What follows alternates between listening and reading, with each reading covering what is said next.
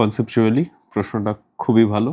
কনসেপ্টটা কোথায়? কনসেপ্টটা হচ্ছে দেখ যে দুটো চার্জ ক্যাপাসিটারকে কানেক্ট করা, এটা তো ঠিক আছে নর্মাল, কিন্তু এখানে যে কোশ্চেনটায় ট্রিক বলেছে বা যেখানে ধর ফাঁসাতে পারে সেটা হচ্ছে কি, যে চার্জ করার পর ফার্স্টে ইন্ডিভিজুয়ালি চার্জ করেছে, চার্জ করার পর কি করেছে, যে যেটার ভেতরে ডাইইলেকট্রিক ছিল সেই ডাইইলেকট্রিকটাকেও আগে বার করেছে, তারপর দুটোকে জয়েন করেছে। তো আস্তে আস্তে দেখি, ধর ফার্স্টে থিওরিটিক্যাল কনসেপ্ট হিসেবে যদি বলি, তাহলে ধর ক্যাপাসিটার ছিল, তো ক্যাপাসিটারের অলরেডি চার্জ হয়ে আছে, যে চার্জ ক্যাপাসিটার, আর তার ভেতরে ডাইইলেকট্রিক ইনসার্টেড ছিল।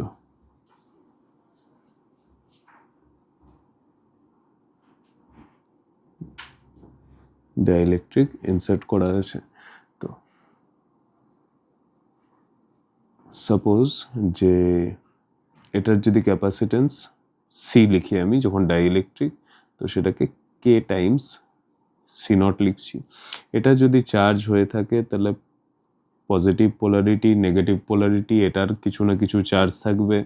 আচ্ছা, চার্জ থাকবে, এনার্জিও স্টোর থাকবে। এবারে এই ডাইইলেকট্রিককে আমি যখন বার করছি, দেখ এটুকু আমরা জানি যে সারফেসের মধ্যে, ডাইইলেকট্রিকের সারফেসেও পোলারাইজেশন হওয়ার জন্য কিছু না কিছু চার্জ তো আসেই, আর সেটা অপোজিট আসে। সেই অপোজিট আসাতে যে আমার এই সাইডে কিছুটা নেগেটিভ আর এই সাইডে কিছুটা পজিটিভ চার্জ আসে। তো আলটিমেটলি প্লেট আর ডাইইলেকট্রিকের মধ্যে কি থাকে? অ্যাট্রাকশন ফোর্স থাকেই। এবারে যেই মুহূর্তে আমি ডাইইলেকট্রিককে কোথাও বার করছি, যে এটা কি চার্জড ক্যাপাসিটার লিখে দিই, এটা অলরেডি চার্জড, এটাকে যেই মুহূর্তে আমি সরি টেনে বার করছি, তো দেখ আমাকে এক্সটার্নাল ফোর্স আমি যখন দিচ্ছি, এই এক্সটার্নাল ফোর্সের কিন্তু এই অ্যাট্রাকশন ফোর্সকে ভেঙে এটাকে বার করতে হচ্ছে। তার মানে কোথাও না কোথাও এক্সট্রা ওয়ার্ক ডান করতে হচ্ছে। এই এক্সট্রা ওয়ার্ক ডানটা ক্যাপাসিটারের মধ্যে কি হিসেবে স্টোর হয়ে যায়? এক্সট্রা ওয়ার্ক ডানটাই এনার্জি হিসেবে স্টোর হয়। U stored inside C naught. আচ্ছা, সি নট কেন লিখলাম? কারণ ডাইইলেকট্রিককে বার করে দিলে তো এয়ার ক্যাপাসিটেন্সই পড়ে থাকবে। তো এই জায়গা থেকে আমি যখন নেক্সট পোর্শনে এখানেই পৌঁছালাম, তখন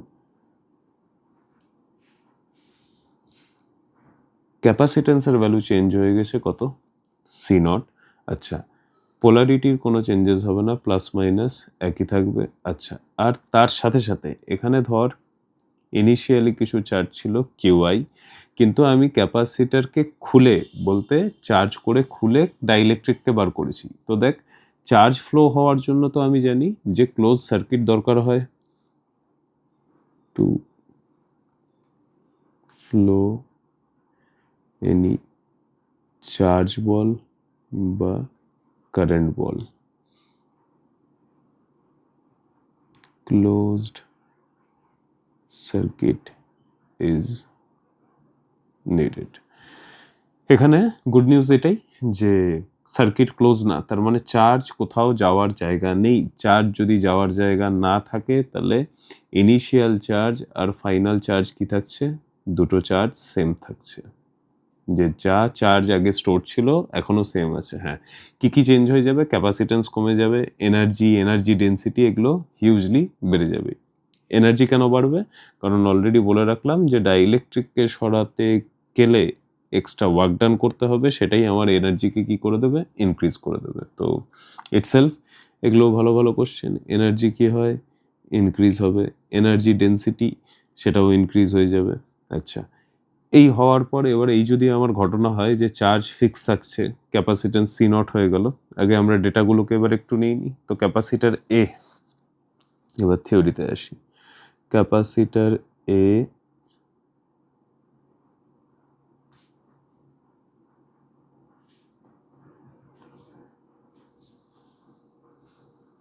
এটার ক্যাপাসিটেন্স কত ছিল?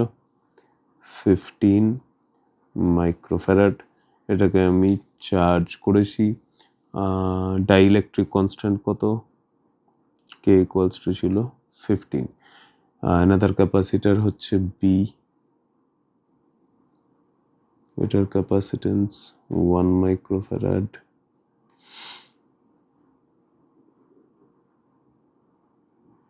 আচ্ছা এটা 1 মাইক্রোফ্যারাড। আর দুজনকেই কততে চার্জ করেছি? দুজনকেই 100 ভোল্টে চার্জ করেছি। দুজনকে যদি 100 ভোল্টে চার্জ করে থাকি তাহলে ফার্স্টেরটার যে চার্জ সেটা কত? কিউ ইকুয়ালস টু সিভি, তার মানে 1500 মাইক্রোকুলম। এটাকেও সেম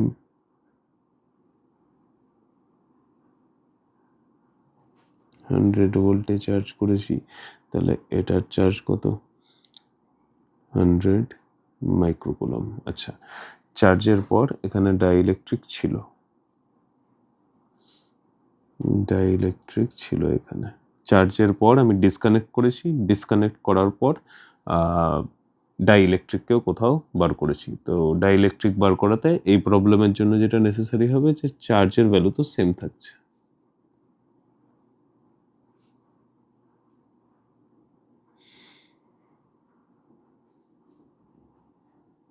আচ্ছা, চার্জের ভ্যালু সেম থাকছে বলতে এটার চার্জ, এর চার্জ কত? এর চার্জ হচ্ছে 1500। আচ্ছা, কিছু বলেনি, তার মানে সেম টার্মিনালই ধর কানেক্ট করেছে। অপোজিট টার্মিনাল কানেক্ট করলে রেজাল্ট অন্য কিছু আসতো। এটা ছিল বি 100 মাইক্রোকুলম। আচ্ছা,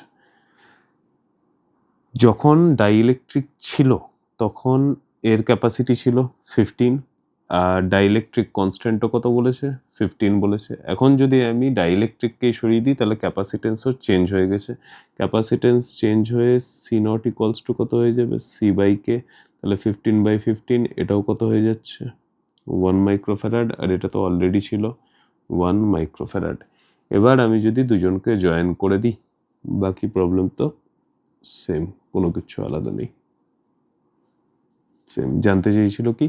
জানতে চেয়েছিল কমন পোটেনশিয়াল। তো কমন পোটেনশিয়ালের formula V equals to Q1 plus Q2 divided by C1 plus C2। তাহলে আমার 1500 এখানে 100 বাই C1 C2 দুটোই সেম। তাহলে আনসার কত হয়ে যাচ্ছে? আনসার হয়ে যাচ্ছে 800 ভোল্ট। আনসার হয়ে যাচ্ছে 800 ভোল্ট। কমন পোটেনশিয়ালি জানতে চেয়েছিল, তো বাস এটাই আনসার। একবার তাও চেক করে নি। কিউ ইকুয়ালস টু সিভি, হ্যাঁ হলো, সিভি হয়েছে total charge 1500। Q equals to CV 800 হচ্ছে আনসার। তো ইম্পর্টেন্ট জায়গা কোনটা ছিল? ইম্পর্টেন্ট জায়গা ছিল এটা, কনসেপচুয়াল জায়গা। আর ইভেন এটা থিওরিটিক্যাল প্রশ্নও হতে পারে। তো থ্যাংক ইউ।